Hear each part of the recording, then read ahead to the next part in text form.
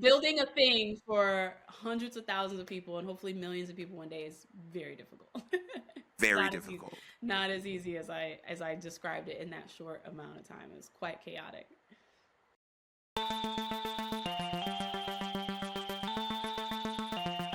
Tamar, welcome to the show. Thank you so much, Aaron, and thank you everyone for listening.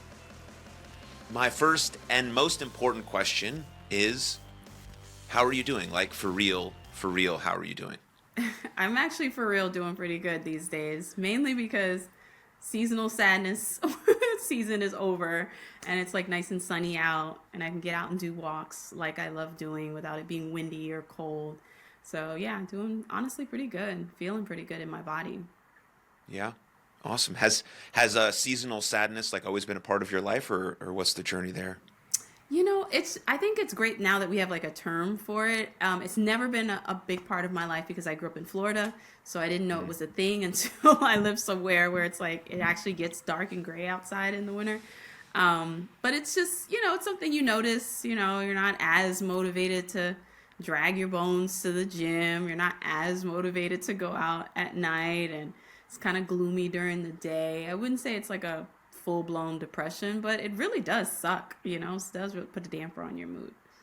Yeah, the only time I normally feel that because I pretty much grew up in Texas. I was born in California, but I've been living in Texas since I was like 12, and just spent summers outside playing baseball and all that type of stuff. But my wife, her family is from London. She lives in America now, and so when we go to London, I can like tell like a bit of a difference. Maybe not in my Yeah, mood like right away, but you can right. tell like in the mood of other people who just like haven't fucking seen the sun in like 3 days, or like doesn't Right. even fucking exist. What am I doing? And then it comes out and everyone Right. has a big party, and like Oh, when the sun is yeah. shining, people seem to be like so more excited and things like that. And it's like a really interesting to feel the difference. I mean, there's tons of science now behind like getting sunlight exposure earlier in the day. Right. Like it's almost become a freaking meme, like Yeah, how much people yeah. talk about sunlight exposure. But it does absolutely 100% make a difference for your mood, your mental health, getting up and doing stuff, or whatever the case may be.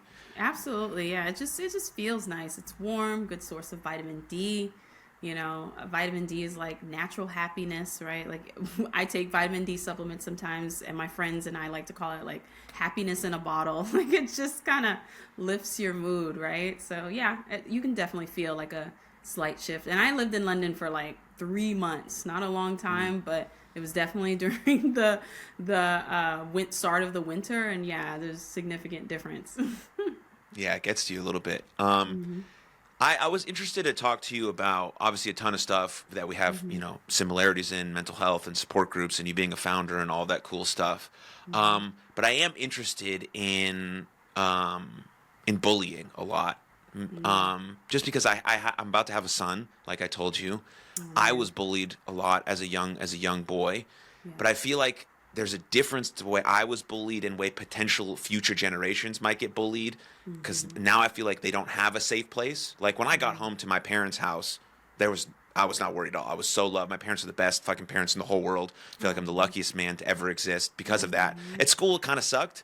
But like when I got home, I Yeah. was like, didn't have anything to worry about. Now that's like really not the case. That's true. And so maybe we can talk about how we can help that because you have a young toddler as well, and maybe I we can see into the do. future how we can help them. But what was your experience like, growing up in terms of bullying, and what did you experience? Yeah, it's worrisome because bullying back in the day just kind of felt like, a lot of name calling, maybe picking on your clothes, picking on your hair, or um, I have a Caribbean background, so I got picked on the fact that I was Haitian all the time. Um, and it's just, yeah, it just really sucks. But I just kind of feel like now bullying is like really become like the leading indicator of the cause of death by suicide in kids as young as 5 all the way to like 15. So it's pretty alarming that it's gotten to a point where kids are making that decision because they feel bullied, they feel isolated. And you mentioned something pretty interesting, right? Like if you see, I was bullied a bit in school, but I didn't feel like I had any bullying or anything like that happening at home. So imagine a kid that's like, you get bullied at school and then home is also not your safe space. I can see how that could be living in torment for someone young.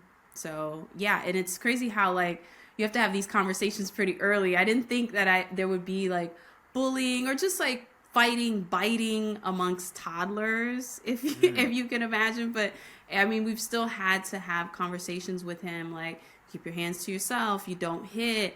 You know, someone hits you, you got to report it. And you know, there had been instances where something was pretty persistent, and we just had to like keep having conversations with him. And it was great because when an incident did happen, he really felt safe enough to say, like, I have a super verbal kid, so he really felt safe enough to like come home and communicate, like, hey, this is what happened, this is, I felt sad in my body, and stuff like that. So it's nice that we're now raising a generation that at least has the language. While I didn't feel unsafe at home, I certainly didn't go home and really, maybe there was like one instance where I talked about the bullying, but not really. Yeah. Yeah, there's a lot of different things like that you mentioned. Like I think a lot of bullying back in the day was based on misunderstanding. Like people bullied me potentially because they didn't understand what being Jewish meant, or the stereotype of having a big nose, and you being a Caribbean background and Haitian, like they've never seen this type of person before. Okay, we'll just make fun of them. Now Right. that's not really the same because social media has just sort of opened our eyes to so many different groups. Now that's a good thing. And then on the same token, now they can make fun of you for that thing because they feel like they know everything about you, or they know all your history because of, so it's like so many different layers that come from, I'd rather be made fun of just for simply being misunderstood rather than everyone thinking about all these weird fucking stereotypes that come with it and don't come with it. And maybe I am this or not. I don't know. It's so strange to Right. navigate it. And I think about my kid, like when he gets a phone for the first time, like what's going to be on it and what am I going to talk to him about? And oh Lord. But and then you mentioned like the Wow. twofold at school and then at home. If you have a really unsafe home life, that could be really challenging. But what also comes home with you if you're like 13, 14, 15 is the phone. And you're looking at that and you can be getting the Right. worst messages of all time. I know young boys are finding very, very, very dangerous things online very Yeah. early that they Hmm. should not be seeing, that they're not capable of understanding. And young girls are being exposed to images that they want to look like when their body's not even developed that way and they're not even real and they don't know that, but they think they should be able to. It's like so many different things that are layered on They are top of bombarded by bullying. so much. Yeah, it's like it's And not just being so, a kid anymore. It's like no, being a kid, and then you got to deal with social media. You got to deal with your parents, your friends. Like, man, it's really tough on these kids these days. I mean, when I was in high school, me and a couple of classmates started this like safety ambassadors program for anybody that felt like isolated or bullying. I mean, I don't know if in the high school systems these type of programs still exist, but they certainly seem needed more now than ever. yeah. Yeah, 100%. Especially with boys, like there's always going to be, I think, there's always going to be like this little layer of shit talking that happens with boys, and that's fine. But sometimes we as boys, we're not aware what that line is when we cross it. And so Hmm. sometimes we do have to cross it to be told, hey, that's just the line. We'll bring it back down here. And so that stuff is going to happen. I think that's okay. But then when you get like these really persistent, just verbal attacks over and over and over again, and then we don't have the requisite emotional skills to understand that life is going to be okay, we're going to be fine.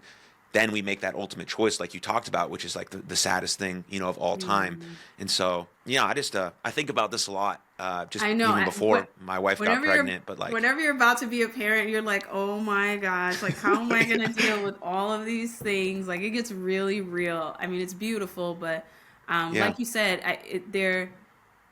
it's unfortunate that sometimes like in our society there's just not this and I mean I went to public school, right? Like public school um is a little slightly different experience than a private school, but in public school it's just you go and you may complain, you may like bring a grievance, but I mean there's kind of so much like a teacher can do. They can't necessarily really kick the kid out of school, or maybe suspending seems harsh. So um even like intervening on like some of these things that are escalating, it's just I wish there was like some type of form to bring like more mediation to like, okay, how do we get to the root of these issues? Like how do we bring parents into these conversations? Because oftentimes we assume like it's just kid versus kid, But like you mentioned, if the bullying kid is oftentimes, and I know this is like mind blowing to believe for people who are being bullied. But I had a situation when I was in middle school, and this girl, she bullied me like every day. Anytime she caught me in the hallway, she was just so annoying. And I bumped into her and her mother at like Walmart. And like the language and like how her mom was talking to her and talking down to her and like yelling at her in the middle of a store, embarrassing her.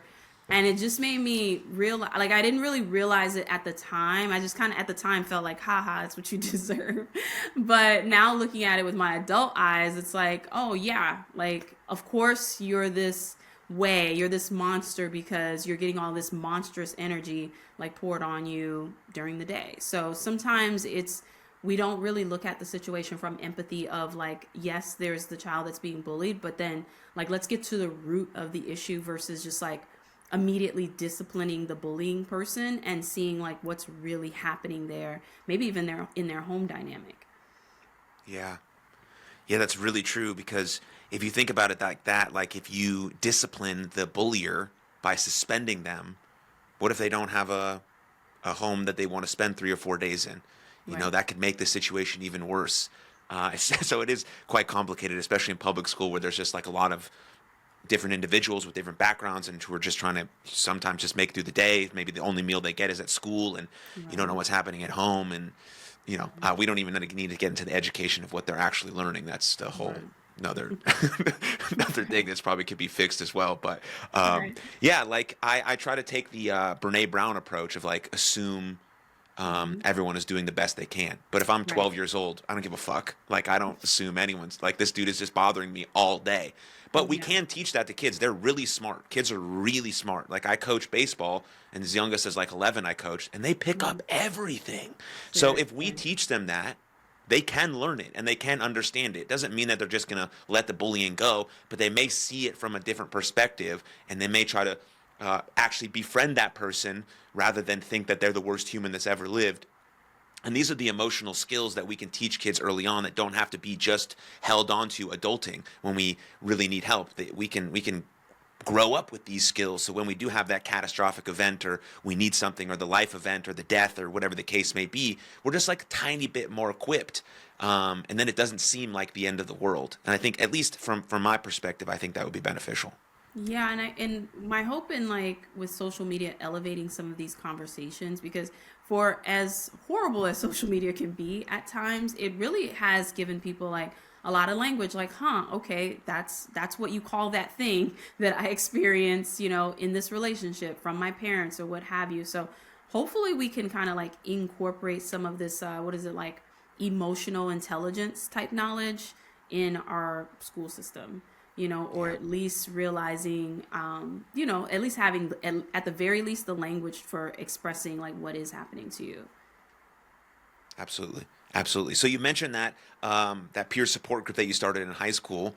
I guess that was the kicking off point of your lifelong journey. What was the sort of the inclination to want to start that support group?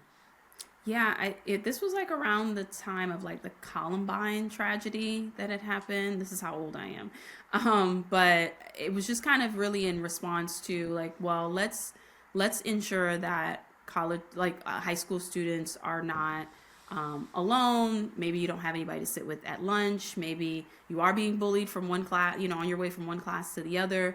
Perhaps we could pair you with someone, to have someone to sit at lunch, to have someone to like walk with you through the halls, and just really have like a buddy system. So yeah, that was just really the kicking off point where I felt a lot older and a lot more confident by the time I got in high school. I learned to clap back better at people who were bullying me. I learned to ignore and avoid them better.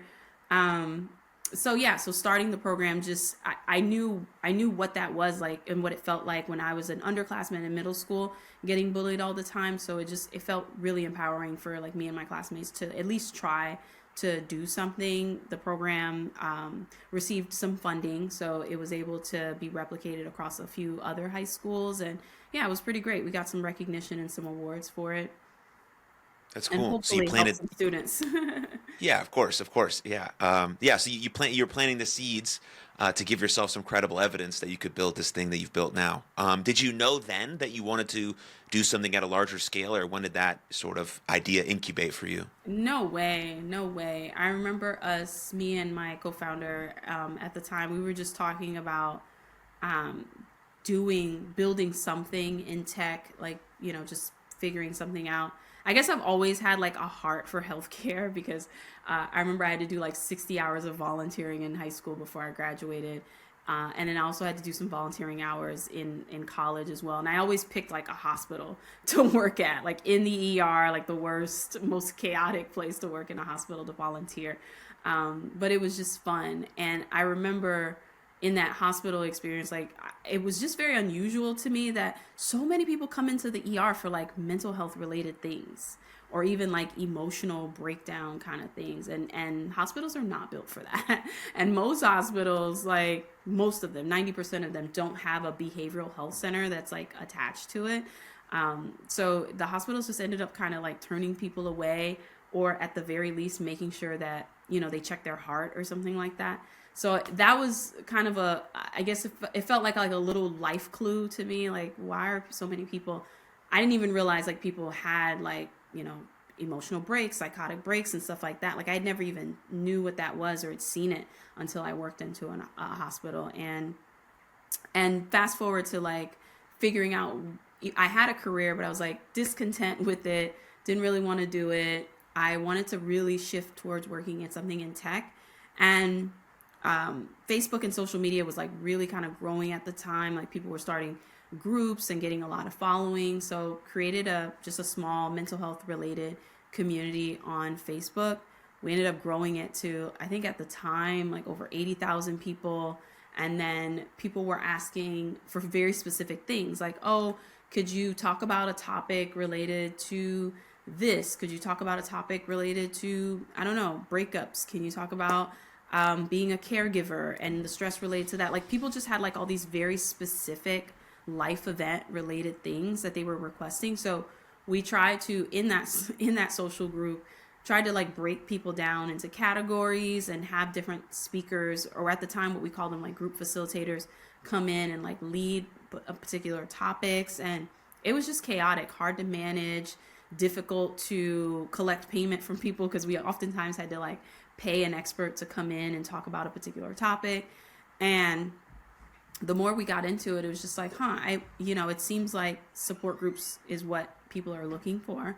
And while there's a lot of social support groups on social sites, the issue that we had, while people would show up, when we asked them like, hey, why isn't anybody talking? And they're kind of like, well, I don't really want to say, because it's like here on, Facebook, and I don't know who's going to see it, because your comments could show up on anybody's timeline at the time. Mm-hmm. I think maybe they've gotten that security a little bit better, but it was just like really hard to manage the security, really hard to manage the bots and fake accounts coming in and bullying people or promoting their freaking nightclub, like come to this nightclub tonight, not what somebody in a mental health group needs. So we just set out to really build our own thing with a lot of the things that we were experiencing, where we wanted it to be safe. We wanted people to be able to securely share their most vulnerable thoughts, onboard into the group easily, find all the different categories and life events. And then in that process, we realized like, experts and other advocates and survivors also want to host these groups, and we should make that available on the MentalHappy platform. And that was it. That's how you started it. Yeah. That's it. with like 1,000, without like a bajillion other steps along the way. Easy, simple, right? If you look at social media, like being a founder and an entrepreneur and a CEO is like all glitz and glam, super good, tons of freedom. You get to do whatever you want, easy. Right. Yeah, no problem. Quit your 9 to 5. Go do this, and it'll be super you got cakewalk, your matcha and your laptop, and you're just Yeah, I mean, building that's a thing so for hundreds of thousands of people and hopefully millions of people one day is very difficult. Very difficult. Not as easy as I described it in that short amount of time. It was quite chaotic. Yeah, I mean, I want to get into some more of those details, but I relate like anything like this, because I have a sports background, so everything I relate to is of sports, just how my brain works. But like all great professional athletes took like 10, 12, 15, 16, 17 years. And then they're like the superstar, and everyone's like, "Oh, it happened overnight." I'm just like, "Not really." They started playing. Tiger Woods started playing golf when he was like 2.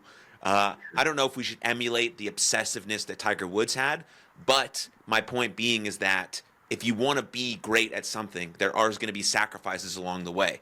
Oh Now, yeah. I think some of those sacrifices we have a choice to make in those sacrifices. But if you want to build anything, if you want to be great at anything, one, it's like consistency over a long period of time, and you just got to be willing to work and work and then sort of change your dynamics. You don't want to do anything where you're on the top of the mountain like by yourself alone. That would kind of suck and be terrible. But some of those sacrifices have to be made if you're going to do anything great. And so just any insight, from you on your journey and, some sacrifices maybe you made or tips you have or tricks, or I wouldn't say hacks because that's probably not the right word, but maybe some of those too. Yeah, no, you hit the nail right on the head. I just to piggyback off what you said, I was at a talk, and it's quite a famous CEO like right now building something in AI, and their company seemed like it went from like nothing to just exploding in like 4 years. And I asked him like after the talk, and I was like, well, how long have you been actually building products? Like, yes, this particular company took off in a short amount of time, but how long have you been actually building, failing, building, failing, building, failing? And he was like, oh, since I was like 11, 10, 12, when I really kind of started mentally getting it together. He was like, I remember being introduced to coding when I was 10, but didn't really like start to love it until I was 12. And I thought to myself, I was just like, yeah, that's like a good 15 years ago. Like he's been like, it's so to your point, like he's been working on this trajectory for quite a long time. And you can't, even though like this particular company is experiencing massive amount of success in a short amount of years, you really just can't negate that 10 plus years that came before, building the thing. Even though the person was young, they're still like really like honing their skills. I didn't become an entrepreneur until I was like 31. So it's this thing that just like builds over time. And I guess my one immediate tidbit for people is that all of your like past things that you've been working on sometimes culminate into what you're doing now or at the moment, right? And you don't know how what you're doing at the moment is the next catapult for the next thing that you do. So it's just like all of these dots tend to connect backwards, and you just have to assume that those dots are going to continue to connect forward as well.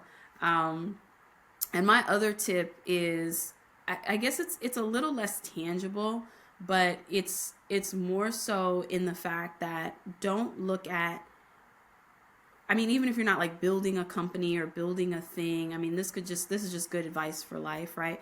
But even if you are working on something, just kind of keep in mind that you don't have to be so attached to whatever that like end result is going to be. I mean, there's just so many times in history, like someone die hard wanted to be a singer, and then they ended up being like the greatest actor in the, like Jamie Foxx comes to mind. Like he was trying his hardest, and he's a phenomenal, talented like singer, writer, producer. But acting became his thing, right? And it like the singing was like a stepping stone oftentimes to the next thing that he did.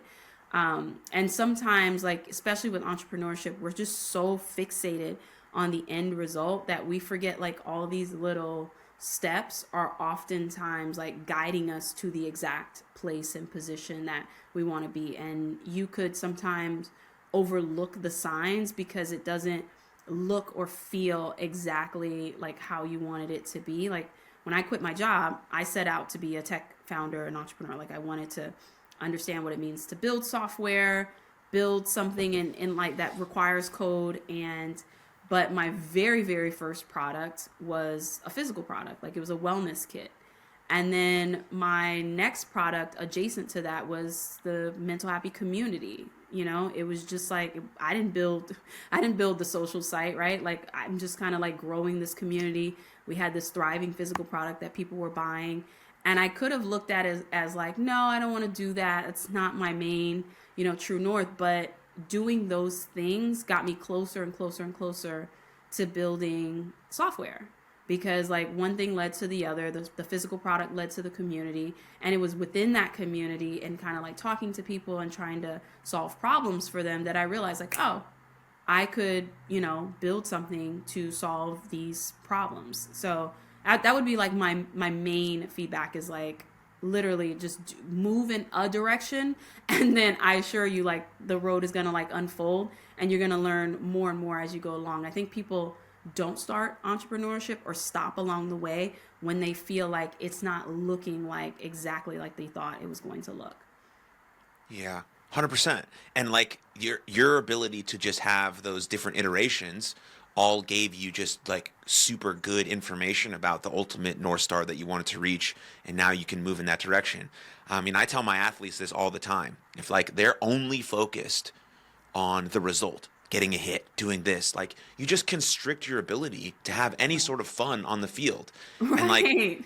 and that's what they're 16, 17 years old. This is not a job. Most of you will not play professional baseball. Some of you will Right. play college baseball. College baseball and college sports have turned into a job ish. There's a lot of money Right. flowing around. I think it's not Yeah. very good, but that's a Right. whole nother tangent that I could rant that I will get a fucking get on, Yeah. but I won't bore you with that. But like Right. at this point in your life, it's like amazing. It's amazing. You get to go to the field. Your parents pay for everything. Like all you have to do is play baseball. And I know there's outside pressure because parents say some weird things like, I paid all this money for you to play I baseball. You should do well. know. Like, okay, like we got to ignore some of that stuff. And I understand there's outside noise and circumstances, but if we can just get into the moment when we get on the field and be like, oh, I love doing this thing. That's Yeah. awesome. And if we can have Absolutely. that vibe, oh man, as an entrepreneur, because shit is going to hit the fan. People are going to tell you no 1,000 times. You're not going to get anyone to listen or to watch or to buy or whatever the case. I mean, I see it in the podcasting space all the time. Everyone's like, I'm going to start a podcast. I'm going to be the next Joe Rogan. And they quit after 10 episodes. Right. Okay. Yeah. Who And like, who he's been doing it a long time. Like who knows how many no's he's gotten, right? And on the topic, so two things I want to touch on, the athlete thing and in the no's. So first with the no's is just what I've learned about entrepreneurship is that a no today does not mean a no tomorrow or next week or next year. Like, how many times I've literally had to ask the same potential customer, the same investor, just the same person something like several times before they finally were like, oh yeah, okay. And it's just nothing changed. Like literally, I mean, maybe my messaging was a little bit more finesse, maybe I'm a little bit more confident, whatever it is. But like physically, in this physical world, like nothing has changed other than you probably, the first time you asked them was on a Monday at 8 a.m. And that's a shit of a day and time to ask anybody anything because it's like Monday at 8 a.m. Everything's blowing up. And the 15th time you asked, it was Friday at 2 o'clock. People are feeling good at Friday at 2 o'clock and you'll likely get a yes, which is another tip. Whenever I have to ask somebody something, I usually try to ask on a Friday. But so the other thing that I wanted to touch on is the athlete piece of it. And it wasn't until I really started looking at my entrepreneurship journey and like preparing for it, training for it, maintaining it as if I was an athlete. So things like literally an athlete, they shouldn't. I mean, I know a lot of them do. You shouldn't be doing drugs. You got to get some good sleep. You got to work out. You got to show up for the conditioning. You got to show up for the training. You got to do the prep work, right? You got to learn the other team. You got to learn other players. Like there's just so much knowledge that goes into like working and preparing like an athlete. And oftentimes in entrepreneurship, the customer told you no because you did none of the athletic conditioning before.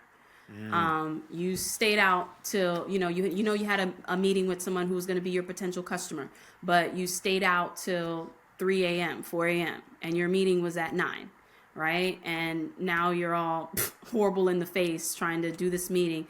You didn't do any research or background on them. Like you walked into a proposal thing and you didn't even eat breakfast. So it's just like all these things. You didn't prepare your presentation like beforehand. You didn't have anything digital or visual to show. So it's just once you start really like looking at your body and your mind as something like you got a condition to do the work, and treat yourself like an athlete, have a routine, have a schedule, have something that, you stick to. And you have fun along the way, but you still like stick to this routine, these rituals, because it's going to like that consistency is going to yield the results that, like all the time you hear like the famous thing people love to talk about is how, not great Michael Jordan was in the beginning, and he still kept on showing up, right? Like he still kept on practicing. He got rejected. He still came back, kept on, like he practices before, he practices out, like just all these things. You have to really look at entrepreneurship in the same light. Yeah. My two favorite quotes that go with that are, "It begins before it begins," and "Luck favors the prepared."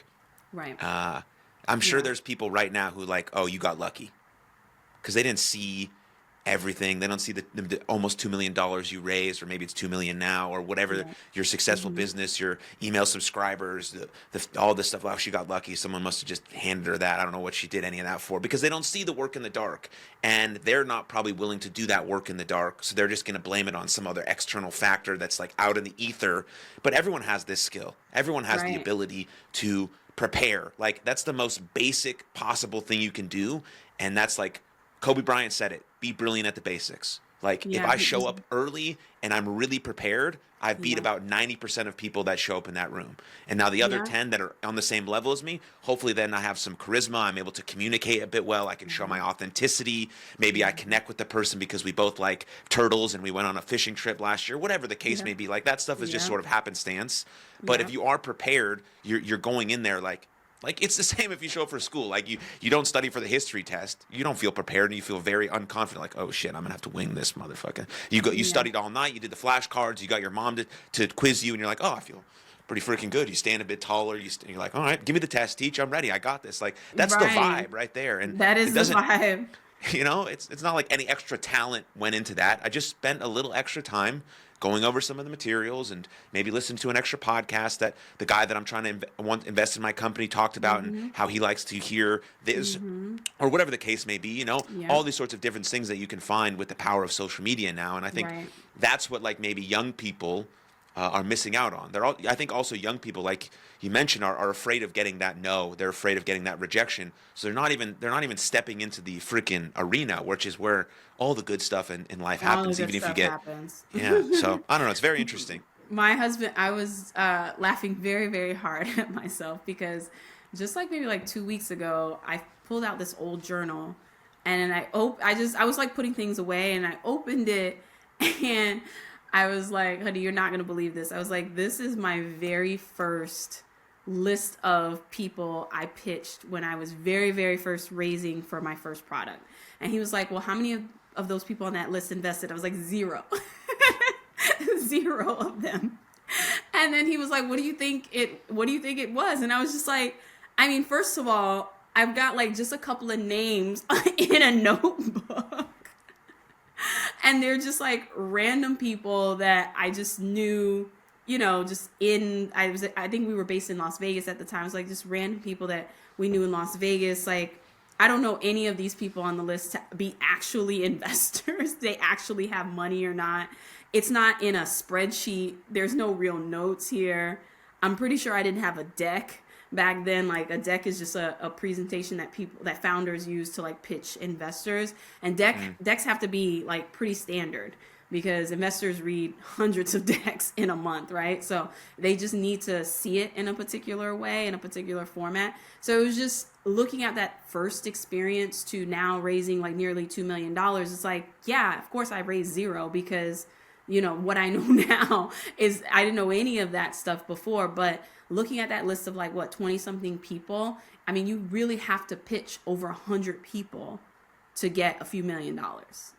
Like you gotta get, and most of them are gonna be no's. You're probably gonna get like 5 to 6 solid yeses from that, and then from diligence, maybe 4 or 5 will really manifest into giving you a check. But it takes a lot of like staying out there, and like to your point, it takes a lot of background research on all those individuals. Like, who have they invested in before? Do they actually have money? What are they like as an investor? Do they actually have money? Yeah, I mean, that's a big thing. Like, it's just like, these are just regular people. Like, they don't have a net worth of like $1 million or above. So how do you expect them to write you a 5-figure check, a 6-figure check? Like, so it's just, it was just very interesting, like looking at like where I was and the fact that I didn't quit, even though it was like horrendous, and to where I am now. So I'm telling you, like, everyone has this, like, it was horrible in the beginning kind of thing. Now, don't get me wrong. There are these like unicorn of people who really can leverage like the success of like their parents. Like my husband and I usually joke sometimes where it's like, yeah, it seems like this person's success kind of came out of nowhere, but it's kind of like, well, who was their dad? Who was their uncle? So sometimes people can leverage like their unfair advantages, as they say. But I mean, I have one too. My husband's an investor himself, but I still had to really like pound the doors and put in the work. He just helped me refine the messaging based on the mind of an investor and what they're looking for. Yeah. How did you not take those no's personally? Or did you take them personally? Or what was like your mindset afterwards going into like another investor pitch? Yeah, so when I really started getting yeses, the no's make sense. Sometimes the no's don't make sense because if you are a woman, if you're a person of color, it's kind of like we get the least amount of checks anyway. So sometimes the no's just they're biased. They just don't make sense. Like for whatever reason, like maybe they don't invest in Jews, maybe they don't invest in women, maybe, you know what I mean? It's just like all kinds of things under the sun. Just what I call unconscious bias of the human. So, but aside from that, like all those things aside, sometimes you look at and it's just like, yeah, I didn't know, like, especially if you go into a call and they first thing they tell you is like, oh, I don't really invest in this. I'm just kind of taking well, that's on me. Like I should have known that you didn't invest in this particular thing, and I could have saved myself the time. Or, I got to know because the other thing is like all your legal documents really have to be in order and in a row. And maybe that wasn't the case back then. So sometimes the no's like made sense because I didn't do enough prep work in the beginning. And in the beginning, I took them personally and really did not manage like the heartbreak of that no very well at all. Just like really made me feel down, sad, like this is going to be an impossible thing. At the time when I was raising my first $1 million for MentalHappy, there were only something like 50 something Black women in the United States that had raised over $1 million. Wow. In venture capital. Like it was just like this grotesquely low number. And so all those things just made me feel, so all the no's just made me feel like, well, it's already this impossible thing to reach. Like I'm just not going to be able to get there. But now I just kind of take the no's, which like the no's they just kind of roll off of me. Mm-hmm. Do you have any idea why that is, that number that you just said about the Black women and only 50 of them? Bias in venture. Yeah. For sure. I think there's a lot of like pattern matching that happens in tech, and especially like on the West Coast of like tech Silicon Valley. There's this like, is it a white male who's in their 20s who graduated from an Ivy League school, and I think there's just a lot of that bias. I think if there's a lot more maybe funding towards startups of color, there's a lot more opportunity for them to have like unicorn startups. And unicorn startup just means a company that's valued at $1 billion or more. But it's just like this perpetuating cycle where it's like they don't get the funding, so their company doesn't last as long, or And then there's also this other thing of like there's not a lot of us in tech. I mean, sometimes we can feel like there's a lot of us in tech because we know each other, but just by and large, there's not a lot of people of color in tech or in STEM or anything like that. So it's just the skewing of the numbers. It's like who's likely to win, right? Like it's kind of like I would imagine like any sports team, they probably do the same. They probably like pattern match on draft days, like who's likely to, I don't know, get us World Cup or whatever, Super Bowl, based on like athletes that have come before, like, and they pattern match with. I went to a huge football school, so I went to Florida State. Florida State Let's go. always, right? Florida State was always up there in terms of like where teams wanted to draft because we had some big play. We had Deion Sanders. We had some big players that came out of the school, right? So I think sometimes even in tech, there's a lot of this like pattern matching that needs to be broken. So then we fix that by just encouraging more people of color to get into tech, right? Because Yeah, if there's more, absolutely. there's more people, then the pattern can be broken, right? Absolutely, for sure. Yeah, just like exposing us to things very young, like you said, right? Like, Yeah. I mean, I just thinking about like different expose. I mean, this is like not related to tech, but like we literally just took our toddler to learn how to skateboard, right? Nice. Because it's just it typically as kids you learn like a couple of things. You learn there's football, you learn there's basketball, and maybe depending on where you live, you learn there's baseball or soccer. So we're just trying to like expose him to like different things. So I think in that regard, like oftentimes we put just the regular things in front of the girls, like hair and beauty products, and that could be engineering, it could be coding, it could be medicine, it could be nature, it could be engineering, it could be anything. Yeah. Yeah. So let's jump into the actual sort of dynamics of support groups and why you think they're powerful. I have my own personal story about support groups, but I'll let you go first and then I'll share mine. Yeah, I've used support groups like two times in my life before actually like building the Mental Happy platform. And the most profound for me is when I was pregnant with my son. I was in a support group, and it was really impactful in my life during the postpartum period, which like no one really talks about, like the emotional journey after that and just the physical recovery after that. And then I was in a support group before when I had that period of like discontent, couldn't figure out what to do. I actually met a guy who was like a software engineer and really talked about, and I was like, oh, okay, this is great. It's kind of, so that community of like everyone trying to figure out what's their next thing that they wanted to do in life. We each got like good ideas from each other because people were doing interesting things. They just didn't want to continue doing it. And what I love about what I'm learning about building Mental Happy now is that when we set out to build it, it was just really about where people were in that life event moment when they came to the platform. So, for example, again, if someone came to the platform because they were experiencing a breakup, or maybe they were going through a divorce, or they came to the platform because it's like, hey, I'm a caregiver, it's really lonely, it's stressful, like caring for somebody, I'm just looking for other people who understand. Just all of these things, like maybe you got diagnosed with an illness and you want to find a support group to really find like-minded individuals for what you're going through. But what I love about how powerful support groups are now is that I'm realizing, especially the new types of groups that are coming onto the platform, is that it's been so great for people who are navigating life transitions. And it doesn't even have to be anything horrific, right? Like it doesn't have to be something like, okay, I got hit by a car and now I'm managing, long-term disability. It could just be like normal things. And my very first realization of that is that for the first time, someone had a group facilitator posted a group about aging gracefully. And it was for people 50 plus. And I was like, I never thought about that, right? But it's just from somebody who's 49 going to 50, right? Going to that next half of their life.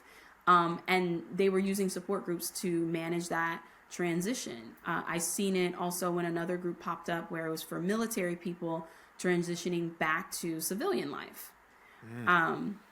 So it was really powerful to see that it's not just like where you are in the moment and you're trying to heal something or work through something, but it could just be having a better transition to the next thing in your life. And again, we talked about like preparedness, readiness, and just meeting that opportunity.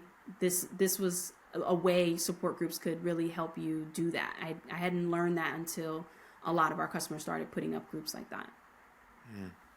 Yeah. Well, to share a personal story in relation to support groups probably saved my life, I would say. I lost my sister Rachel to suicide back in 2018. She was actually an engineer as well, a female engineer. She worked for Raytheon, so shout out to her. She got the actual smart mathematical brains of the family. I just got the ability to talk fucking nonsense for hours. So, anyways, so shout out to my sister. But anyways, yeah. So, and also Raytheon took really good care of her when she was really struggling. And I don't know how people feel about that company, but I always feel like I have to say that because they didn't have to do some of the things they did. And anyways, Yeah. so she passed away in September of 2018. We're coming up on 7 years, but I found this company called American Foundation for Suicide Prevention, and they put on support groups specifically for suicide loss survivors, and they have specific groups for the person that you lost. So I lost a sibling, and so going into that group and being around people who knew exactly what I was going through, because that's a very specific loss, right? And my friends can be very supportive, which they are and were, but they don't really understand. Like it's a different vibe than, like, losing a grandparent or losing someone to cancer, or whatever the case may be. Death is still death, but it's just a different feeling. Um, Yeah, I can see that, especially like losing a parent, right? Like you expect to lose a parent. No one expects to lose a sibling. right, and I think the hardest part about losing a sibling is knowing that my parents had to bury a child. That to me is like was probably the worst part. Um, and so now becoming a dad, I think about that a lot more often, and how resilient my parents are, and they're still together, and we're a very close family, and of course we have our times, but like, my wife coming into our lives 4 years ago, and this new baby we're about to have, is like, special moments have come from something very tragic. But off track a little bit, because I just, No, it's kind of okay. get, you know excited and emotional about talking about this. But and so you go into these groups, and I was like maybe 2 months after my sister passed away, so it's very fresh in my journey. And you talk to people who are 10 years in their journey, and 6 years, and 4 years, and you learn different things that you might experience. And does it actually get better? Am I going to move on, or do I move forward? Or what are these feelings like? Or am I always going to cry when this song comes on? You just get like a special human connection. And I think support groups are so powerful for a couple of reasons. One, humans need a sense of belonging, and the support groups do that. We feel like we actually belong if the support group is done right. Right, you feel like you belong to these people, whether it's virtual or in person. Right, you make these types of connections. And then, a cornerstone of a good life is having great relationships, and that's another thing that comes along with having a sense of belonging, or being a part of a community or a tribe, or whatever you want to call it, that community that you can just like lean on when something happens. And so that was it for me. And yeah, I think one-on-one therapy is can be powerful as well. Right. But I just think the idea of being around other people in sort of the same, you don't have to be struggling with anything. You just like know that, like, I'm going to college next year and I'm a little worried. Let's join a support group. All right. I got the same sort of anxiousness as you do about this thing. I'm going to a new state. I'm away from my parents, but I really want to go do this thing. Like, okay, let me be in a group with other people and talk to them about it. And like, okay, I'm not alone in this feeling. I'm not a Yeah. crazy person for feeling this way. And it's like it's able to sort of nurture the human experience, because we don't know what we don't know and what we haven't experienced. And so I think Hmm. the power of support groups is really, really important, especially sort of in this mental health space where one-on-one therapy can be really expensive and really hard to find, and therapists are overused and overbooked, and there's Yeah. not enough of them. And like, so Right. why not have a therapist who can work with 17, 18, 19, 20 people who are all Hmm. experiencing something similar, and we can meet once a month, and then I can chat with these people outside of the group, and now I have someone to go to coffee with, or whatever, right? All Hmm. these sorts of Yeah. things that could potentially happen from being around other human beings, which is like what we need. And sorry for like talking way too much, but I No, just wanted to share no, that. not at all, not at all. And that you hit it like right on the head. Like therapist, so all of the groups on the Mental Happy platform are led by some type of expert, whether they have clinical book knowledge, lived experience, some type of expertise in advocating in that thing. But you hit it right on the head. Like as much experience as one person will have, like you're in a group where, and that was another thing that we learned from being on a social media platform. We don't want hundreds of people or thousands of people to be in a group. Like we try to limit it. And it could be where like 40 people, 24 people have like information that they could give you in real time. Like, hey, I remember how bad it was for me 2 months after. It was still kind of this denial. And I read this really great quote daily that helped me XYZ. This song was really impactful for me, remembering where you were, right? Like people can give you like these little nuggets of real-time information that's not just in a, okay, this is like what I know in a clinical textbook, like, because we oftentimes have group facilitators that are therapists, and it's like this, textbook thing was written a long time ago. It's just some knowledge they had from a long time ago, but like, what are like the real world experiences that could really help change, even if it's somebody just saying like, I've been where you are, Yeah. and it really does get better. Yeah. Anything else? Anything else you want to mention about the support groups itself? Yeah, I really commend you for, especially a man, stepping up and saying like, "Hey, I was in this place. I didn't know what to do. I just decided to join this group." Because oftentimes we find that men are the most reluctant for any type of seeking help. Like, it's not just support groups. It's not just one to one. Like, men tend to feel like, um, society doesn't really give them space to get help. Like, society usually requires men to be like the provider, the strong one, the not crier. So it's usually not, they don't feel like there's enough room for them to go and get help, right? Like, it feels kind of selfish or not needed or whatever. So I do commend you for that. So I would say definitely support groups are a safe space for everyone. Like, no matter what your gender, no matter how tough, how big of muscles you have, whatever it is. I don't care if you've never cried in your life since you were a baby. It was the last time you cried. If you're feeling like you need help, you should 100% get help. And the other thing about, at least I can speak for like our support groups, is that people are always nervous about like how private something is. Will the information be shared in any way? And we have like, just, I'm not going to go into it, but we have like a ton of security measurements to make sure that what you say on the platform stays safe. And we do offer some type of levels of anonymity on the platform. We don't want to be a creepy platform where everyone's invisible, everyone's like this ghost, and you don't know who you're talking to, and it's just audio, and the person could be on mute just laughing at your feelings. We just don't want it to be this creepy thing, right? Like, and we also, support groups, at least for us, what you're walking into before you get into the group. So you'll get like a really solid description. You'll know who the leader is. Sorry, that's my door. You'll know who the leader is, and you'll be able to decide for yourself, like, is this something I want to join or not? Um, is this something I want to join or not? And you'll know that up front, and you'll know what the triggers are, and you'll know is how often the group meets. What I really didn't like about the support group experience is that, imagine kind of like going through the toughest, most uncertain time of your life. Like, for you, it was with your sister. Like me, it was like postpartum, where my brain was a little foggy and everything. And picking a support group where it's like, oh yeah, this is a postpartum support group or a grief support group. We meet on Wednesdays at 6, and it's just like, to talk about what? Like, who's gonna be there? Like, is the video gonna be on, or can I have my video off? Like, I just didn't like the lack of transparency in groups, and it was like run by some volunteer named Dan, and you don't know anything about him. So I like the level of transparency now. So I say all that because I think when people try to decide on whether they should get help or not, I hear consistently, whether it's like one-to-one therapy or support groups or whatever, it's always like, what can I really expect? And what are they going to expect of me?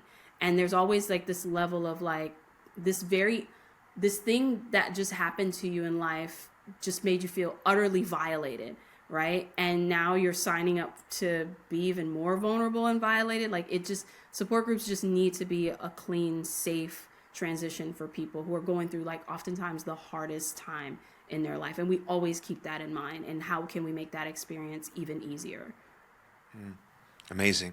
Last question. Do you have like an ultimate vision for MentalHappy, or where do you see it in maybe 5 years, 10 years from now? Yeah, we opened up talking about like bullying and schools, and as parents, all of our fears as parents, and somebody like doing something to our most precious thing. And I would love I have two visions. My first one would be, how could we, and I say how could we, but I do have like a full plan for this, but like incorporating support groups in like the K through 12 system for both the students and the parents in separate groups, kind of like tandem topics, if you will, and really like leveraging that to really support school guidance counselors and school therapists, because there is such a tremendous shortage. I think before Harris got out of office, schools were awarded like something like $12 million for like more mental health support. Well, the problem is there's just not enough people to administer the support to all the students. So, I mean, it's great that there's the money, but there's not the warm bodies to actually facilitate that happening. And I think something like a support group could really work, especially if we randomize students so that they're not in groups with students from the same school, right? Just so that they can feel like extra safe about their feelings. And then the second piece would be like in a hospital system, right? Like so many people go into a hospital, they get bad news, and they go home, and then what, right? Like what's the next steps after that? Like how can we offer them support on their way out in like a support group format, and making that the standard like in our healthcare practice? Amazing. Well, thank you. I'm glad you built this platform. Thank you. And I'm glad it was super easy for you and there was no struggle along the way. Anyways, just kidding, obviously, since we talked about that the whole time. Yeah, where should people go if they just want to check that out? I know there's obviously, we'll link the website below, but is there anything specific that you want to lead people to? No, we're always open to people who just really who feel passionate and want to lead these groups. Like maybe you went through something and you're like, yeah, all this stuff that I went through was bullshit and something better should exist. You should start a group and come to our platform at mentalhappy.com and click get started and start a group. If you're looking for a group for yourself or to share with a loved one, you can still go to mentalhappy.com, and there says find support groups at the top. And, hopefully you never need us, but, if you do, we're there. Yeah, awesome. Thank you. I appreciate you, and thanks for talking to me. Thanks so much, you guys. Thank you, Aaron. Thank you very much for tuning into that episode. And if you enjoyed it, click right here for another full-length episode of the podcast. And please don't forget to subscribe. But most importantly, above all else, please take good care of yourselves and others. And I'll see you next time. Lots of love. Cheers.